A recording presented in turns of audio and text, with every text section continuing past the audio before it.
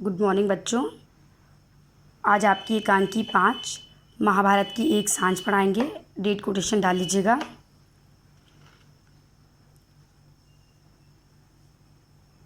महाभारत की एक सांझ। महाभारत तो सबको पता ही था ना कि कौरवों और पांडवों के बीच में महाभारत का युद्ध 18 दिन तक चला था, जिसमें पांडवों की विजय हुई थी और कौरवों की हार हुई थी। 18वें दिन की शाम की घटना का वर्णन यहाँ पे दिया गया है, इसलिए बोला गया है, इसका नाम है महाभारत की एक सांझ। सांझ अर्थात शाम का आखिरी प्रहर। उसके बाद क्रमशः रात का आगमन होता है और सूर्यास्त के पश्चात अंधेरा गहराता ही है, दिन समाप्त हो जाता है।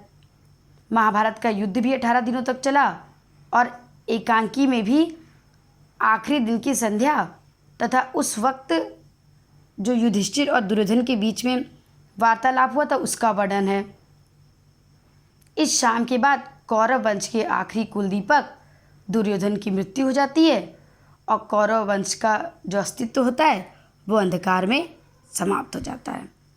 इसलिए इस एकांकी का नाम महाभारत की एक सांझ भी रखा गया है। सबको पता होगा कि महाभारत का युद्ध तो पांडव और कौरवों के बीच हुआ था। पांडवों का साथ कृष्ण ने दिया था।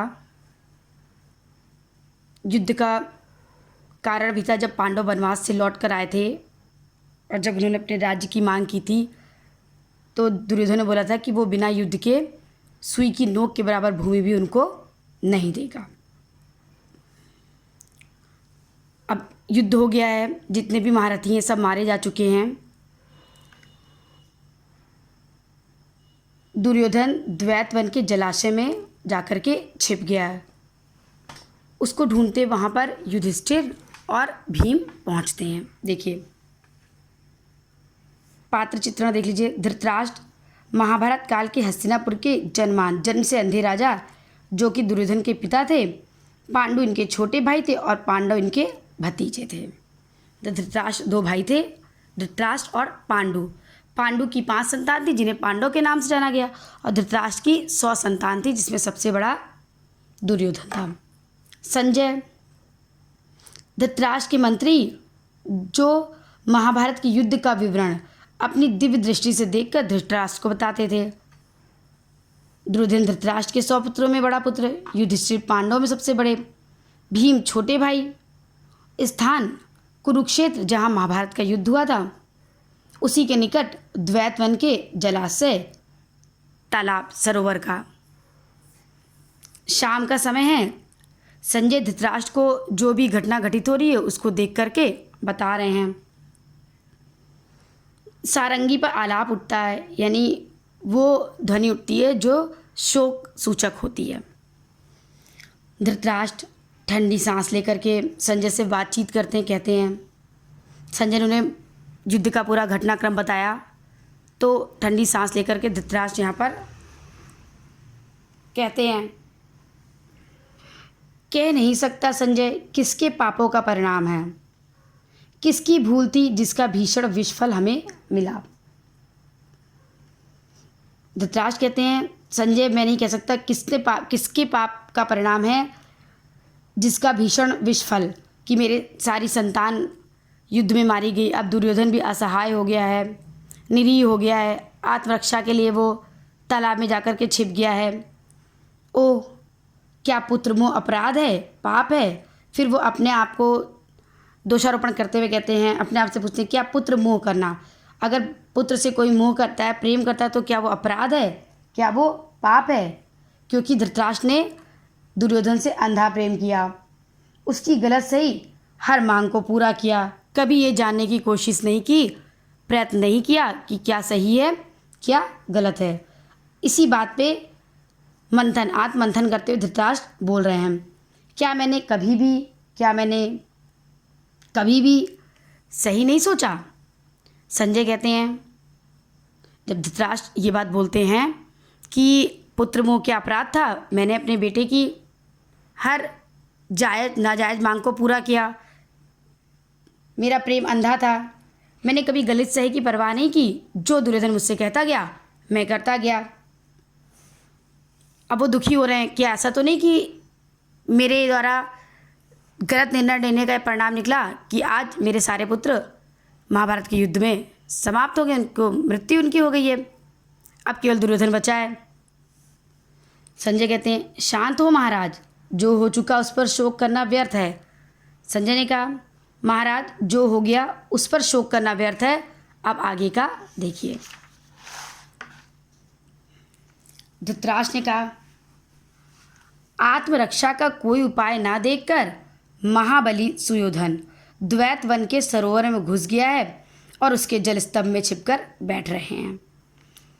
धृतराष्ट्र ने संजय से कहा कि अपनी आत्मरक्षा का कोई उपाय जब दुर्योधन को नहीं मिला तो वो जाकर के द्वैत वन के जलाशय में छिप गया, जल स्तंभ में। सुयोधन यहाँ पे दुर्योधन के लिए बोला गया। धृतराष्ट्र दुर्योधन को सुयोधन बोलते थे। सुयोधन का अर्थ होता है युद्ध कला में पारंगत, लिख लीजिएगा। सुयोधन का अर्थ होता है युद्ध कला में पारंगत। पर न जाने कैसे पांडवों को इसकी सूचना मिल गई। धृतराष्ट्र संजय से कहते हैं कि आत्मरक्षा कोई जब उपाय नहीं मिला दुर्योधन को तो वो द्वैतवन के सरोवर में जाकर छिप गया, लेकिन जाने कैसे पांडवों को इसकी सूचना मिल गई कि वो वहाँ जाकर छिपा है और वे तत्काल उसी समय रथ पर चढ़कर वहाँ पहुँच गए। इतना घटनाक्रम संजय धृतराष्ट्र को बता रहे हैं। धृतराष्ट्र सीधे वहाँ पर नहीं है, जो कुछ भी घटना घटित हो रही है वो सारी घटना संजय, उनको दिव्य दृष्टि गई थी कि वो घर बैठे ही महाभारत का युद्ध देख सकते हैं और उसका सजीव चित्रण धृतराष्ट्र के सामने कर सकते हैं। अब रथ की गड़गड़ाहट, गड़गड़ करके रथ वहाँ पर आया। भीम लीजिए महाराज, युधिष्ठिर से कहता है महाराज लीजिए, यही है द्वैतवन का सरोवर। वे अहेरी मतलब शिकारी, उनको शिकारियों ने खबर दी थी कि दुर्योधन जाकर के वहाँ के जल स्तंभ में छिपा हुआ है। तो कहते वे अहेरी कहते थे कि उन्होंने दुर्योधन को इस जल में छुपते हुए देखा है। युधिष्ठिर कहते हैं आओ हम लोग उसे बाहर निकालने की चेष्टा करें। आओ हम लोग उसे मतलब दुर्योधन को, आओ भीम हम लोग उसे बाहर निकालने की चेष्टा करते हैं। जल की कलकल की ध्वनि, देखिए ये एकांकी रंगमंच पर अभिनय की दृष्टि से लिखा जाता है, अभिनीत करने की दृष्टि से लिखा जाता है। इसलिए जब हम इसको अभिनीत करते हैं रंगमंच पे, रंगमंच स्टेज पे, तो इसलिए कि अब अगर इस तरह से अभिनीत करेंगे तो अब रथ की गड़गड़ाहट होगी, जल की आवाज़ आएगी। युधिष्ठिर पुकार कहता है ओ पापी, अरे ओ कपटी दुरात्मा, बुरी आत्मा, बुरे कर्म करने वाले दुर्योधन, क्या स्त्रियों की भांति जल में छुपा बैठा है? बाहर निकल आ, देख तो काल तुझे ललकार रहा है। युधिष्ठिर कहते हैं कि पापी कपटी दुरात्मा दुर्योधन, इतने बुरे कर्म करने के बाद अब स्त्रियों की भांति जल में छुपे बैठे हो। अगर वीर हो, महाबली हो तो सामने आओ, सामना करो, देखो तुम्हें काल ललकार रहा है। काल मतलब मृत्यु, देखो मृत्यु तुमको ललकार रही है। भीम ने देखा कि जब युधिष्ठिर ने आवाज़ दी तो कोई उत्तर नहीं आई, तो भीम ने कहा कोई उत्तर नहीं। भीम ने जोर से कहा दुर्योधन, अरे अपने सारे सहयोगियों की हत्या का कलंक अपने माथे पर लगाकर तू कायरों की भांति अपने प्राण बचाता फिरता है, तुझे लज्जा नहीं आती? भीम ने देखा कि युधिष्ठिर के बुलाने पर दुर्योधन नहीं निकला, तो भीम ने भी आवाज़ दी दुर्योधन। भीम ने ये भी कहा कि पहले तो तुमने युद्ध ठाना महाभारत का, उस युद्ध में तुम्हारे सारे सहयोगी मर गए, उनकी हत्या का कलंक तुम्हारे माथे लगा, तुम्हारे ऊपर आया कि तुम्हारी वजह से महाभारत का युद्ध हुआ और सारे तुम्हारे सहयोगी मारे। अब जब सारे सहयोगी मर गए तो तुम्हें अपने प्राणों से क्या परवाह? तुम अपने प्राणों का मोह क्यों करते हो? तुम क्यों अपने प्राणों को बचाते फिरते हो? क्या तुम्हें ऐसा करते हुए लज्जा का अनुभव नहीं हो रहा है? इतना ही रखिएगा।